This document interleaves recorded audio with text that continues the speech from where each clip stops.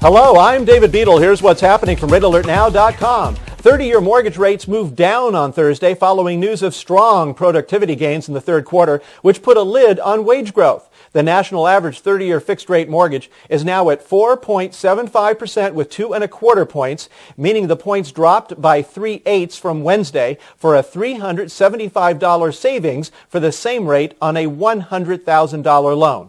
If you'd rather pay fewer points, the 5% rate fell to 7/8 of a point, down $0.25 point from Wednesday for a $250 savings on $100,000 of borrowing. Meanwhile, the 15-year fixed rate was down slightly, with the 4.25% rate now at 1.75 points, down 1/8 for a savings of $125 on a $100,000 loan. The 4.5% rate also fell 1/8 to just 1/4 of a point. If you want to know immediately when rates are dropping while floating your loan, you need to follow the changes in the points. To make this possible, you will need my real-time mortgage rate alerts while you're involved in the application process.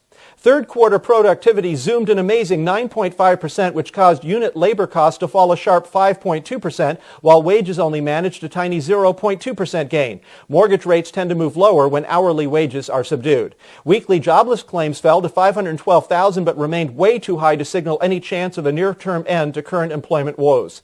On Friday, Wall Street will see the national unemployment rate. The assumption is that it will rise to 9.9% from 9.8%, but some economists say it will hit the 10% mark.